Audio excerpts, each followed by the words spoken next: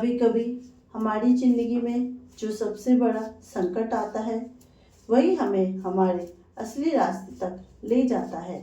लेकिन अगर वही संकट आपकी सबसे प्यारी चीज छीनने लगे तो तब क्या आप भी भगवान पर विश्वास रखेंगे या अपना विश्वास डगमगा देंगे? जेठ मास के कृष्ण पक्ष की आज की कथा सिर्फ एक कहानी नहीं, एक ऐसी परीक्षा है जिसमें हारने वाला सब कुछ खो देता है और जीतने वाला सब कुछ पा लेता है। बहुत समय पहले की बात है। एक शांत गांव में एक किसान रहता था। उसका नाम था रामू। रामू बहुत मेहनती था। सुबह से लेकर रात तक खेतों में काम करता। उसकी पत्नी गीता बहुत ही सरल और धार्मिक स्वभाव की थी।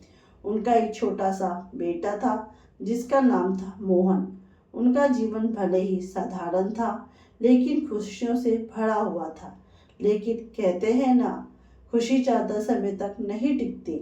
एक साल बाद जेठ मास आया, लेकिन इस बार कुछ अलग था। इतनी गर्मी तेज थी कि खेत सूखने लगे। बारिश का नामो निशान नहीं था। रामू की सारी फसल बर्बाद हो गई। घर में खाने के लिए भी कुछ नहीं था। धीरे धीरे स्थिति इतनी खराब हो गई कि रामू को अपने बेटे के लिए भी खाना जुटाना मुश्किल हो गया। एक रात मोहन ने भूखे से सोते हुए कहा, बाबा मुझे बहुत भूख लगी है। रामू की आंखों में आंसू आ गए, लेकिन उसके पास देने के लिए कुछ भी नहीं था। उस रात रामू सो नहीं पाया। वह बाहर जाकर आसमान की ओर देखने लगा और बोला, हे भगवान, मैंने हमेशा मेहनत की, कभी किसी का बुरा नहीं किया, फिर भी मेरे साथ ऐसा क्यों हो रहा है?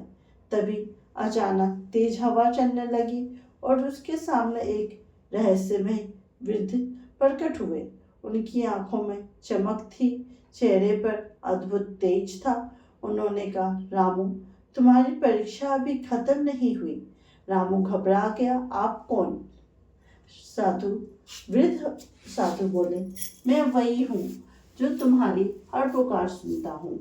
रामू समझ गया यह कोई साधारण व्यक्ति नहीं है। वह तुरंत उनके चरणों में गिर पड़ा। प्रभु मुझे बचा लीजिए। वृद्ध ने कहा, अगर तुम सच में अपने परिवार को बचाना चाहते हो तो तुम्हें एक कठिन व्रत करना होगा, जेठ मास के कृष्ण पक्ष का व्रत। रामू बोला, मैं कुछ भी करने को तैयार हूँ। वृद्ध बोले, लेकिन इस व्रत की शर्त है, तुम्हें अपना हिस्सा, सबसे प्रिय चीज त्याग करनी होगी। रामू चौंक गया। सबसे प्रिय? वृद्ध बोले, हाँ, वह तुम्हारी सबसे बड़ी परीक्षा होगी। इतना कहकर वृद्ध गायब हो गए। रामू पूरी रात सोचता रहा, उसके लिए सबसे प्रिय क्या था, उसकी पत्नी या उसका बेटा? सुबह होते ही उसने गीता को सारी बात बताई। गीता ने शांत स्वर में कहा, अगर भगवान ने परीक्षा ली है तो हमें विश्वास भी रखना होगा। रामू ने व्रत शुरू कर दिया। दिन बीतते गए, लेकिन हर दिन एक नई मुसीबत लेकर आता। कभी घर में अन्न खत्म हो जाता, कभी उसका बेटा बीमार पड़ जाता। रामू का विश्वास डगमगाने लगता, लेकिन वह फिर भी व्रत करता रहा। व्रत के अंतिम दिन सब कुछ शांत था, लेकिन अचानक मोहन की हालत बहुत खराब हो गई। वह बेहोश हो गया। गीता रोने लगी, रामू कुछ करो। रामू के अंदर तूफान चल रहा था। उसे याद आया वृद्ध की बात, सबसे प्रिय का त्याग। क्या उसे अपने बेटे को छोड़ना होगा? रामू टूट गया, लेकिन उसने आंखें बंद की और कहा, हे भगवान, अगर यही आपकी इच्छा है तो मैं अपना सबसे प्रिय भी आपको समर्पित करता हूँ। जैसे ही उसने यह कहा, अचानक घर में तेज प्रकाश फैल गया और वही वृद्ध फिर से प्रकट हुए। इस बार उनका रूप बदल चुका था। वे स्वयं भगवान विष्णु जी थे। रामू और गीता स्तंभ रह गए। भगवान बोले, रामू तुमने सबसे कठिन परीक्षा पास कर ली। तुमने त्याग किया, लेकिन स्वार्थ नहीं रखा। यही सच्ची भक्ति है। उन्होंने आगे कहा, तुम्हारा पुत्र बिल्कुल सुरक्षित है। जैसे ही रामू ने मोहन को देखा, वह धीरे धीरे आंखें खोल रहा था। वह पूरी तरह स्वस्थ था। गीता खुशी से रो पड़ी। भगवान ने आशीर्वाद दिया, आज से तुम्हारे जीवन में कभी अभाव नहीं रहेगा और तुम्हारा विश्वास दूसरों के लिए प्रेरणा बनेगा।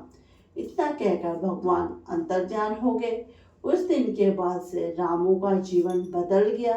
उसके खेत फिर से हरे भरे हो गए, घर में सुख समृद्धि आ गई, लेकिन उसने कभी भी उस परीक्षा को नहीं भुलाया। कहते हैं जेठ मास के कृष्ण पक्ष का व्रत सिर्फ शरीर की परीक्षा नहीं बल्कि आत्मा की परीक्षा है। यह देखता है कि भगवान पर कितना विश्वास रखते हैं और क्या आप अपने सबसे प्रिय को भी समर्पित कर सकते हैं। अगर हाँ तो आपकी जीत निश्चित है और अगर नहीं तो परीक्षा अभी बाकी है। शायद आज की यह कथा आपके जीवन की एक सच्चाई हो और अगली बार जब आपके सामने कोई कठिनाई आए तो याद रखना, हो सकता है वह सिर्फ एक परीक्षा हो जिसके बाद आपकी जिंदगी बदलने लगे। ये थी हमारी आज की व्रत कथा। इसी तरह की धार्मिक और पौराणिक व्रत कथा सुनने के लिए चैनल को सब्सक्राइब करना ना भूलें और कमेंट बॉक्स में जय हरि विष्णु लिख के जरूर दें। ओम नामो भगवते वासुदेवाय।